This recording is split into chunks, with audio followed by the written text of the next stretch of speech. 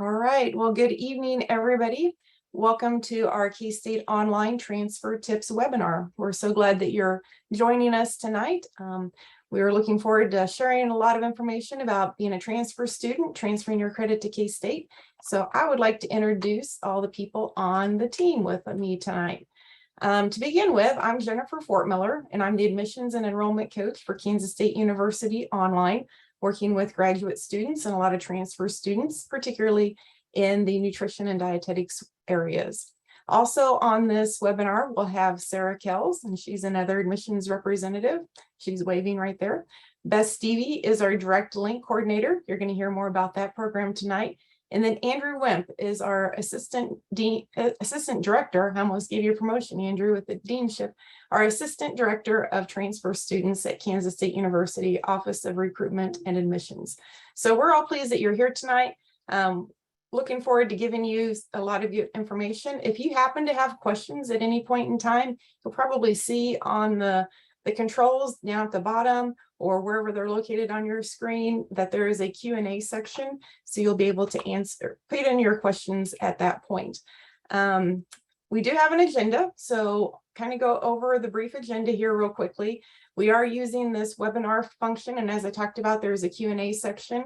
There's also a chat area, and that's if you wanted to talk to everybody in the whole place. You can put something there in chat. And then I think that pretty well covers the biggest features that you'll find on this webinar tonight. So we're going to spend about 30 to 45 minutes going over the presentation. All four of us will be talking about different aspects of being a transfer student at K-State. We'll explain the application process and all the details that you need to know. We'll allow about 10 to 15 minutes at the end for questions. However, if you've got a question during the time, go ahead and put it in that Q&A section, and we'll either be able to answer it right then and there by typing back a response, or we'll maybe mark it and save it for later and we'll answer it verbally at the end of the presentation. Right now, I would like for you to find the chat area, and if you don't mind, go ahead and put in your first name and what degree program that you're interested in at Kansas State University. We just kind of like to get a feel for who's in the audience and what you're interested in. And then as a reminder, we will be recording this. It does take us about 7 to 10 business days to get the recording out and available, but we'll be sending you an email with that recording. So if we went over some things pretty quick and you had questions and wanted to review it, you'd be able to look at it at that point in time. But yes, thanks for putting in the chat your name and your program of interest. It's a great place to put it right there. And of course, remember the Q&A section if you have questions throughout the rest of the time. So without any further ado, I'll go on with the program. Things that we're going to talk about tonight, we're going to cover what a transfer student is, why transferring to K-State we think is a good idea for you, and what offices to contact. We'll go through how to apply. We'll go through what happens after you apply and how all of your transfer credit is being evaluated, and how that can be applied to your degree requirements. We're going to talk about the admissions and then the enrollment process. We're going to talk about a unique dual advising program called Direct Link. And then we've talked about all the other services and offices that are available. And at the end, we'll give you some of those important deadline dates that you need to keep in mind as you're moving through this application process. Do have a couple polls. We're going to try to interact a little bit. So if we can go ahead and launch the first poll. Kind of curious, are you currently at a transfer institution in the state of Kansas, outside the state of Kansas, or outside of the United States? So if you take a quick moment or two to answer that question, again, be kind of nice to see where everybody's from. And some of the results are coming in. I'm seeing got a good mix of everything. We've got some in the state, some outside, and even some outside of the United States. So great questions. Hopefully can come from all of that. We can help answer the things that are on your mind. Okay.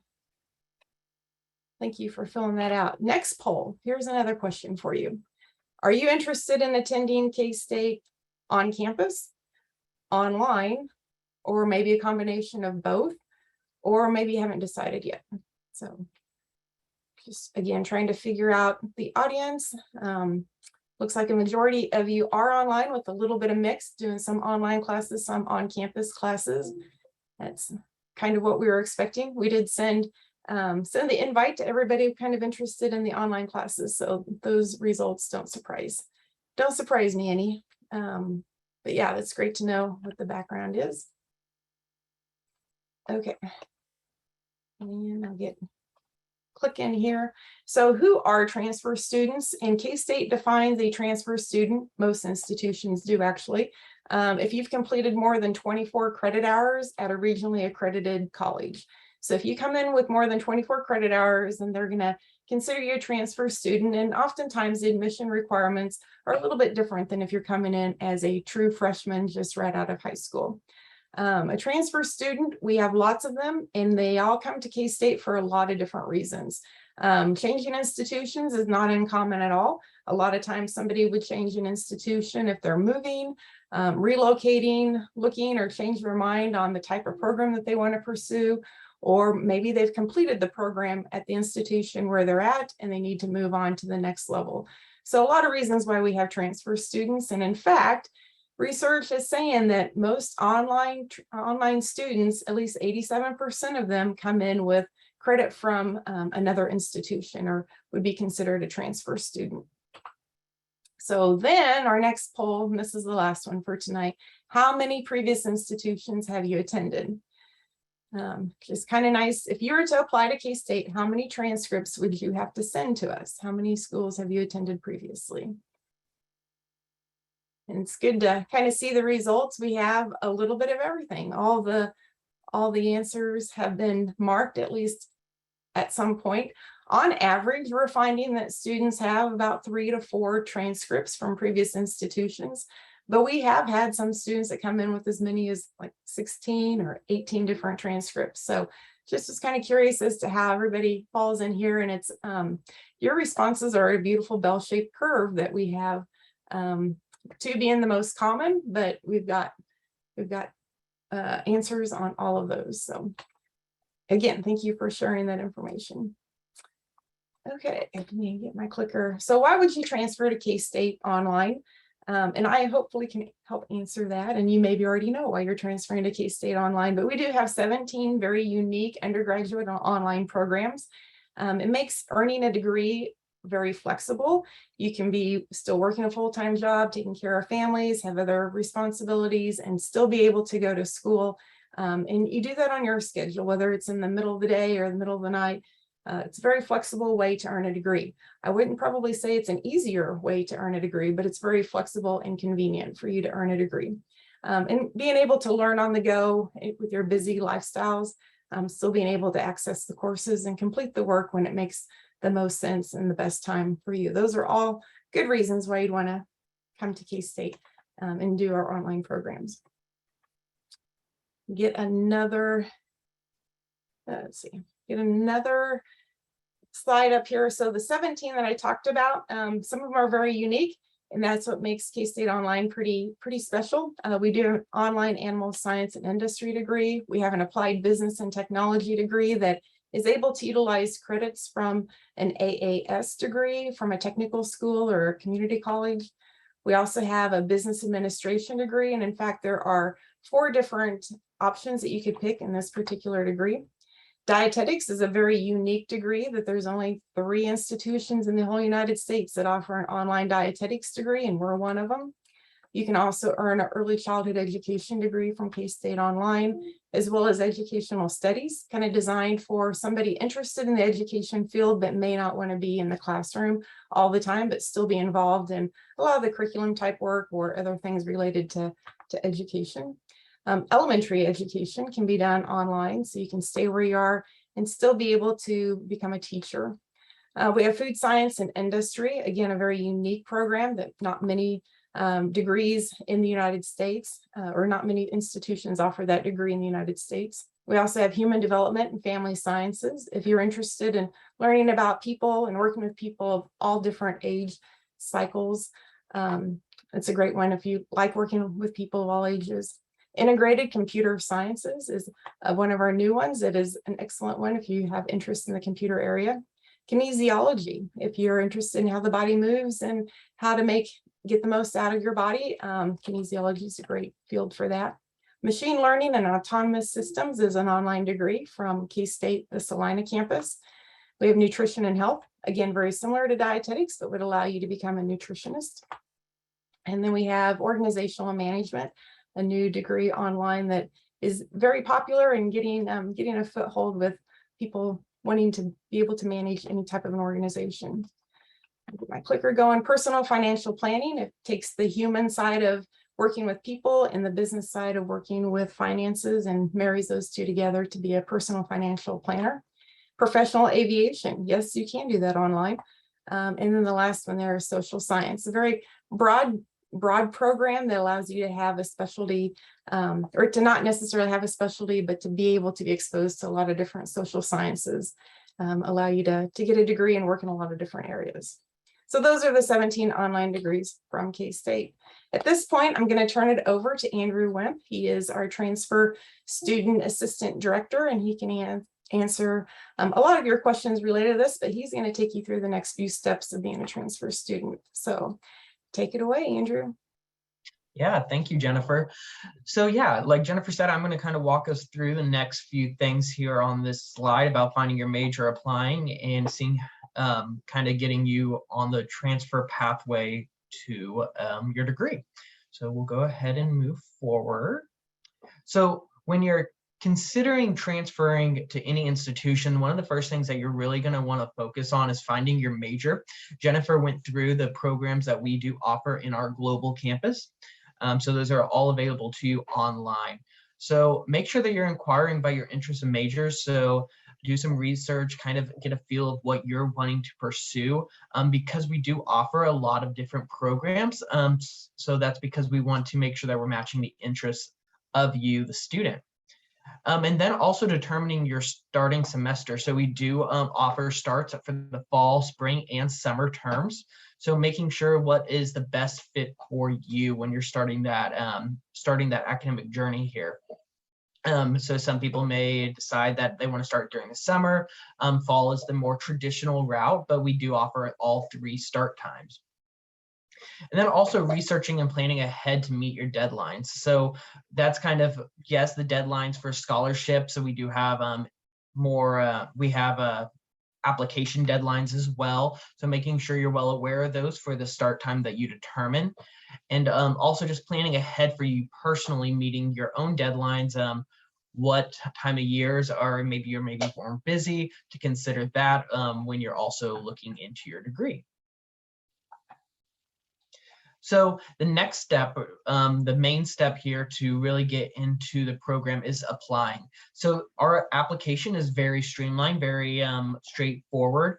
We do ask you as a transfer student to disclose all previous institutions and all previous names so we can identify you, and making sure that we have all the previous credit that you've taken to make sure that we're applying it correctly to your time here at K-State. We do have an application fee that you need to, once you apply, that you need to pay. So it's $40 for domestic students. For international students, it is $80. If you're a previous student to K-State, so if you've attended K-State at a previous date, or if you applied in a recent semester, there are opportunities to have that application fee waived. So make sure that you reach out to your admissions representative to talk about that option as well. One big thing about the application process is that we do need all official transcripts from previous attended institution. So that's all, if you attended a community college, another university, if you have any military credit, if you took any like AP, IB courses, maybe in high school, all of those official transcripts need to be sent. Our international transcripts can be unofficial though. So we do need all those transcripts in hand as a part of your application for a admission decision to be made. We'll go ahead and move forward. So this next slide is once you've applied and you have that figured out, then we can also start looking at how your courses are able to be transferred. So we accept credit from any regionally accredited institution. So there are 6 different accrediting bodies that make up higher education that set standards on what courses should be consistent of, what universities should have in place to make sure that they are providing a quality education. Just something to know, regional and national accreditation are not the same. So when you're kind of looking at institutions, make sure that you're looking for that regionally accredited portion. We do accept any courses that meet that regionally accreditation that you've earned a C or higher in. Some classes do with a D all can be accepted. However, for across the board, we do accept C or higher in grades for transfer credit.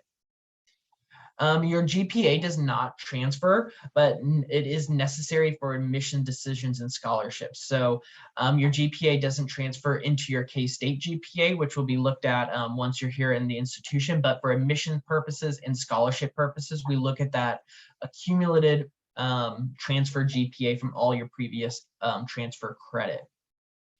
So to get into the program, to get into K-State, the university for admission purposes, you do need a 2.0 GPA or higher.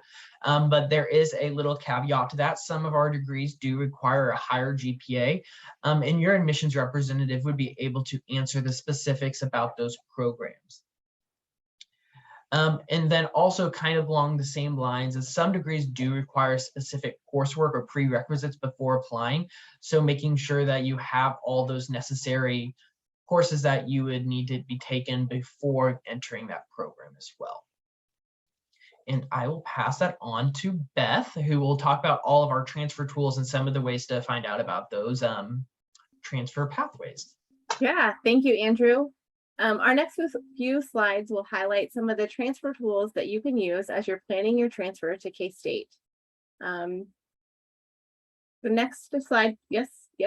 See, there's a few different ways that you can see how courses transfer, and we'll go through most of that information as we move through the next few slides. So the first thing we'll talk about is transfer equivalency. And so on our transfer equivalency tool website, you will see two options to choose from: search by course and search by pathway. The search by course is where you can go if you just want to see how one particular course or a group of courses transferred into K-State. On the equivalency tool, you can select the school that you're transferring from, so you can choose between either your community college class number, or if you know the K-State class number, you can choose that as well.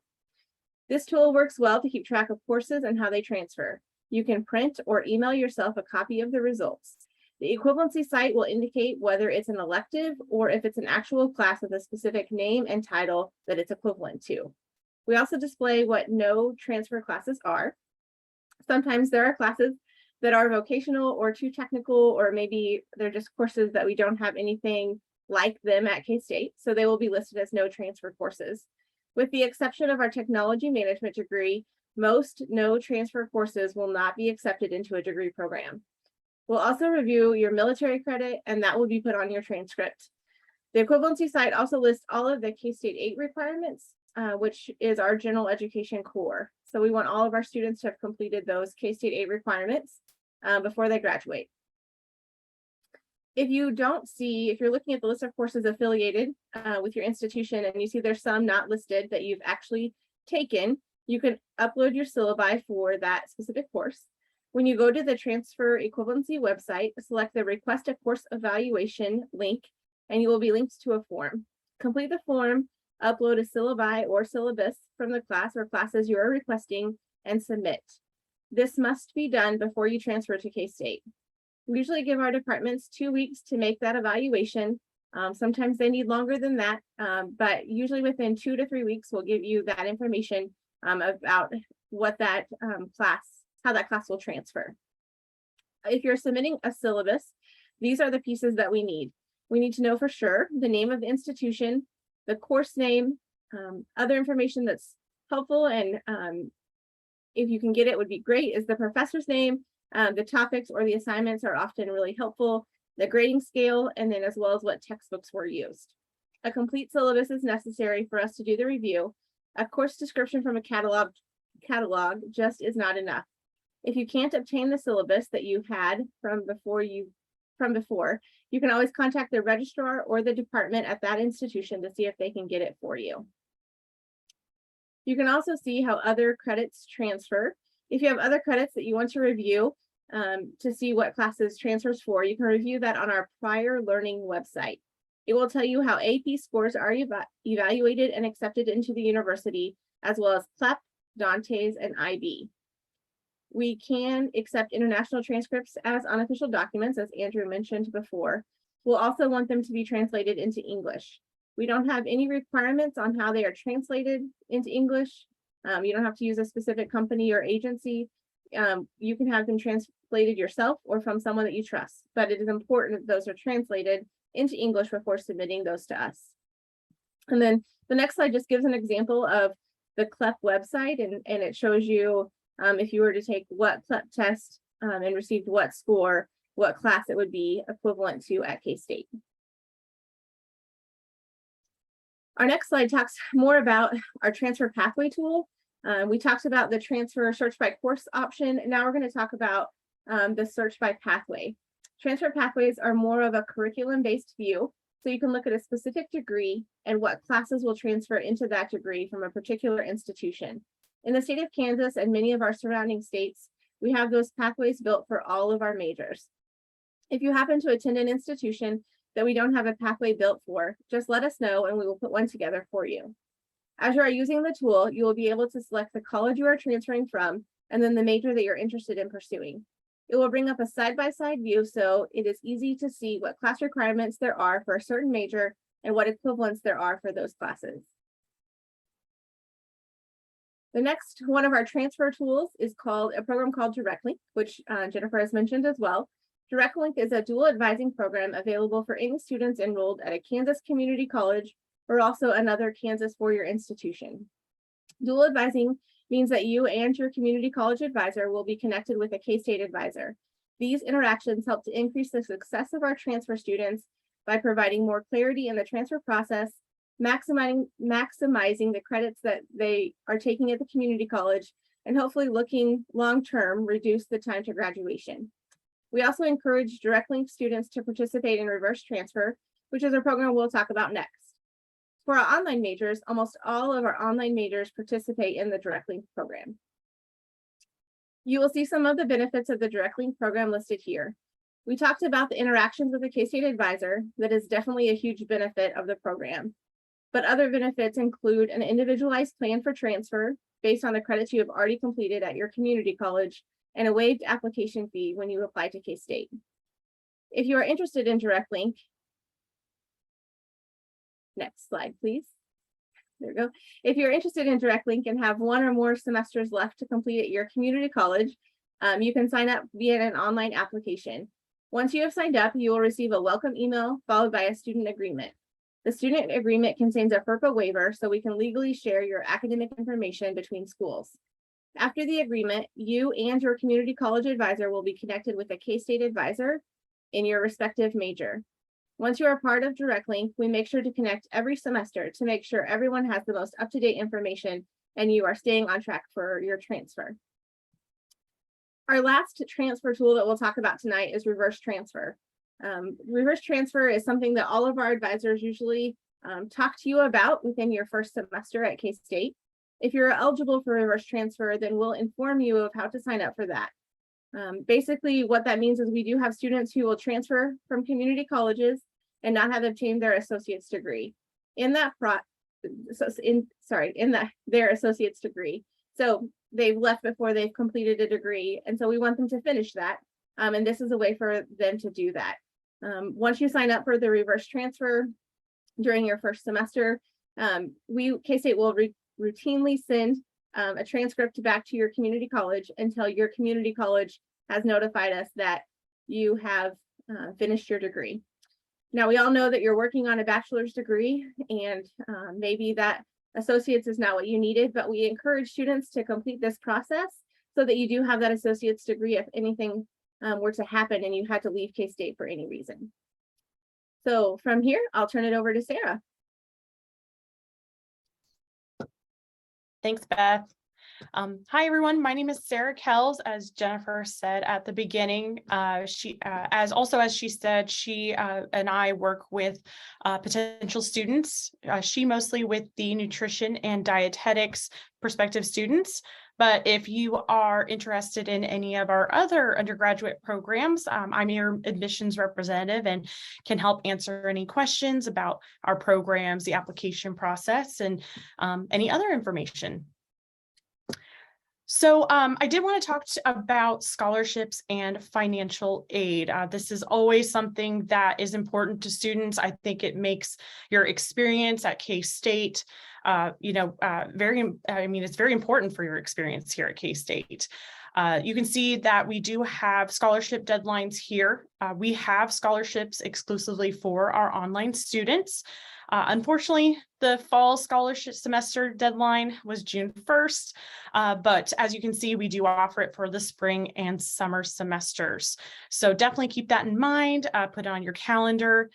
The website that is going to be in the chat and also here is going to take you to the application page, these deadlines and other information.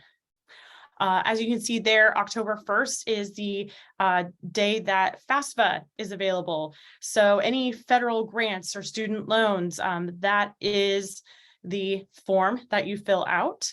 It can be a little technical, so I always encourage students to reach out to our Office of Student Financial Assistance.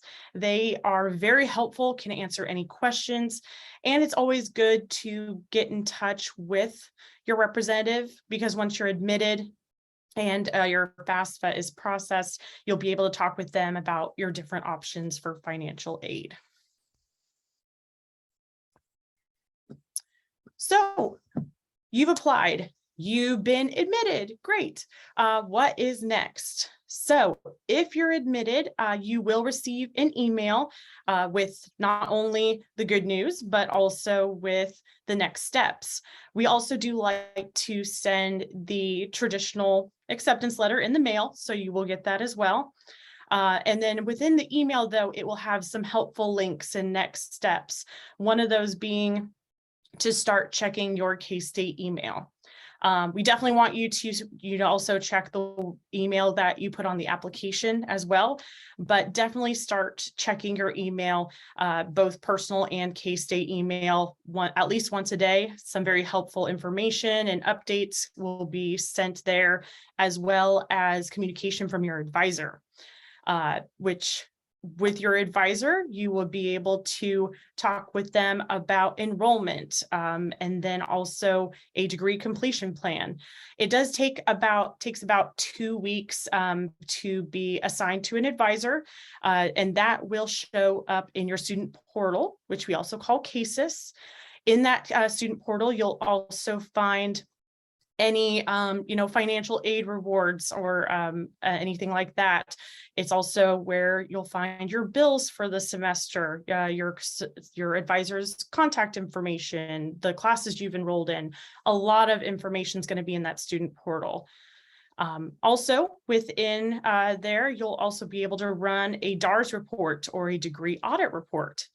This is going to show you what transferred and counts towards that degree that you're pursuing with us and what you have left to take. And that's what your advisor is going to talk about, as well as your class schedule and help you enroll for the next semester. Just a few tips we always like to point out. Start early. The earlier the better, we always say, especially when it comes to gathering all of the transcripts, the CLEP, the military credit, JST, all of that information that we need for your application. I'll be going over some deadlines, but August 1st is the fall deadline. And that is when we need not only your application, but also all of those transcripts, all those, JSTs, everything. Andrew and Beth were talking about the transfer equivalency tool. Definitely take advantage of that, as well as the pathways tool. That's going to come in really handy. One of the things they did mention was you might need a syllabus. Definitely keep that in mind. Be prepared to provide that for us, especially if you are wanting to request a evaluation. Stay in contact with us, your admissions rep, your advisor. Definitely, stay in touch with us. We are here to answer any questions, as well as your advisor. So definitely stay in touch with us. And as I said, start checking your K-State email. Also, the one you put on your application. Lots of information is going to come through, especially at the beginning. So we do have many different ways that we serve you guys. Like Jennifer and I, Andrew, and Beth with Direct Link. We are here to answer your questions and about the program, the application process, getting you in touch with the Office of Student Financial Assistance if needed. That's what we're here for in the recruitment area. Then, also with our admissions office, Andrew and the rest of the admissions team is there to evaluate your transcripts, process your application, answer any questions I don't know. So they do a lot of great behind the scenes work that really helps us out. Then once you're admitted, we have our advising and student support services. Like we said many times, your advisor is going to be the person that you work one-on-one with, but we have a lot of other different support services, career resources, like our career center. You have access to that, of course, and that's going to come in really handy for your resume. They can practice interviews with you, things like that. We also have a testing center. Some of your classes might require a proctored exams, and that is what our testing center is, to help find a proctor near you, whether it's in person or through a third-party service. Also, we do have personal resources. So if you need counseling, if you need, any advice or support, we have Student Life. That comes, if you have a medical emergency or financial concern, they are ones that you can definitely turn to. We also have tutoring services as well. So definitely, if you're struggling in a class, definitely take advantage of that. A financial aid advisor, I've said that a couple times already, but we'll definitely get you in touch with one of them. They're great and we'll be able to help you with FAFSA. Also technology, if there's something wrong, you can't get to the website, you can't log into Casis or to, Canvas. Canvas is going to be your classroom. That's where you're going to access your online courses. We do have an IT help desk that can help you with that. Also, if you're military, a spouse or dependent, we do have military services, the VA office here, military services coordinators that can help you answer any questions about any, if you need help with any benefits, GI Bill, anything like that, they are here to help you as well. So your next step, if you're ready to apply, is to fill out your admissions application. So definitely, go to that website, click how to apply. Some important dates. Like I said, unfortunately, the fall scholarship deadline has passed, but the application for admission is not until August 1st. So you have a little over a month to get your application fee, and also your official transcripts to us for the fall. Later on in August, the 22nd, our fall semester begins. And then if you're looking forward to spring, you can see, those deadlines for application and scholarships, and then also for the following summer. So if you're planning ahead, definitely keep those dates in mind. Like I said, the sooner the better. We are recording this, so we will be sending that to everyone in about 7 business days. So look out for that. And as a thank you for attending, we know you all, probably work today, you have families. So we really appreciate you attending the webinar tonight. We are offering everyone a application fee waiver for only the fall semester. If you are interested in having that fee waived and applying, just email us at online@ksu.edu. Unfortunately, the dietetic program is not accepting any fee waivers at this time, but all of our other programs are. I apologize for that. And now we'll open it up to questions. Definitely type it in that Q&A there. I know we've answered a few of them. Anything else anybody else wants to add as well? Yeah, I think we can come back on and help answer some questions. You had really good ones in the Q&A. I think there's been a typed response for all of them, but we can certainly clarify a little bit more. And I don't know, Andrew, do you want to take the question about the regionally and nationally accredited institutions and elaborate any more on that? Yeah, so typically you see regionally accredited institutions, they have a higher rigor, higher standards to meet. That's more common for like academic institutions like your community colleges, your universities. You typically see more national accreditation with your technical or vocational schools, so like mechanics, things, plumbing, those types of institutions that give those type of credits. So regionally is much more common when you look at academic based institutions. I might also add a little bit, and correct me if I'm wrong, Andrew, but a lot of your state institutions, your not-for-profit institutions tend to be the regionally accredited. Sometimes the for-profit institutions, the private for-profit might tend to be more nationally accredited. So yeah, I just kind of want to pay attention to the accreditation, and every institution should have on their page somewhere fairly easy to find on their webpage if they're nationally or regionally accredited. But that was a really good question. Please put some more in the Q&A box. I'll try to get them.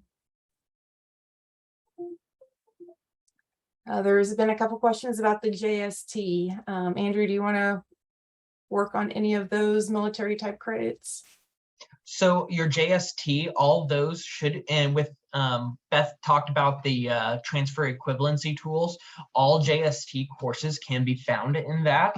So you'll be able to go into there and find out what exactly those will transfer as for your specific courses. Sarah, did you have anything more to add on that? I did want Andrew to double check my answer on that first one because I kept second guessing myself throughout. It was, am I considered a transfer student if I only have my JST from the Army? I almost have enough credits for a associate, supposedly. If I'm correct, they need to apply as a freshman still, correct? Yes, you are correct. So okay, good. Yeah. And I think Beth, you got one that related to direct link, if you want to take that one. Yeah.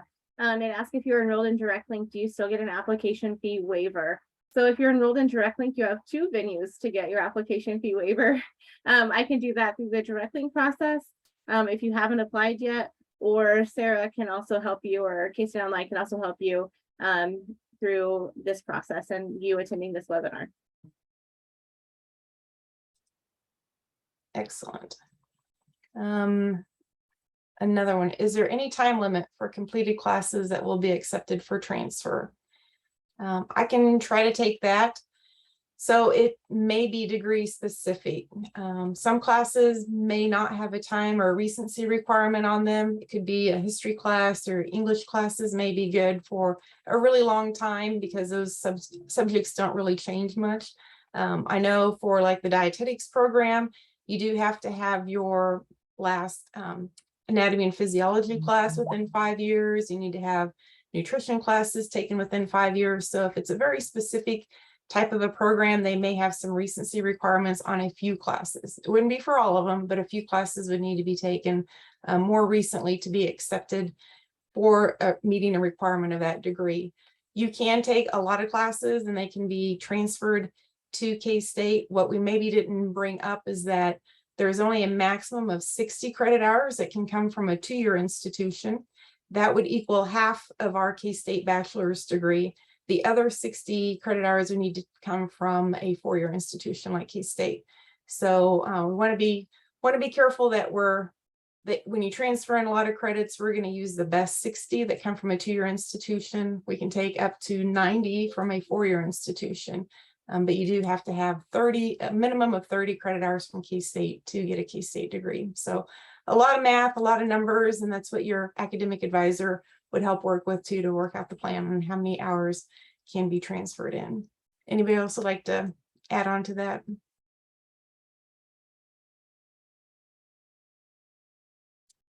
Another good question about the syllabus. If you can't get the syllabus for a course to transfer and you've exhausted all avenues, well, you have to retake those courses. Andrew? That is, most of the time you should be able to get your syllabi. Institutions are required to keep those on file. So reaching out to the institution in the department, typically you'll be able to get that sent over to you. If by any chance, maybe like the institution may be closed for some reason, like that's sometimes a thing with for-profit colleges, they may close. If that's the case, you could reach out to our admissions office, and we do have some opportunities to get another way, like maybe a course description, but that's very far and few between. But most of the time you should be able to by reaching out to the department from that institution. I'll add on too that I had a student who took credit in 1984, and we asked for the syllabus from one of the classes, and she didn't want to get that for us. And I said, let me see what I can do. I called the institution to the registrar, who sent me to the department, who sent me to the librarian, who sent me then to the archivist. And within a day and a half, I mean, I was transferred 4 times on the phone, but within a day and a half, I had the syllabi from 1984. So we think that you can get it.